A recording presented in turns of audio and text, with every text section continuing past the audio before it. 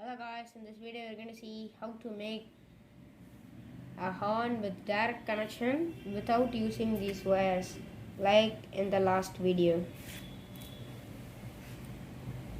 First of all, we need is a battery snapper,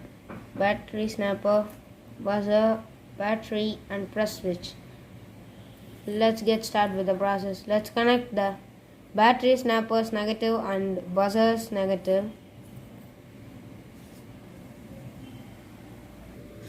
Now we have to connect the positive end of the buzzer to the switch and the positive end of the battery snapper to the switch. Finally, we have made it. Now let's connect the battery snapper and the battery and check how it's working. It works perfect. Thanks for watching this video. Please give up a like and share and subscribe my channel. See you in the next video.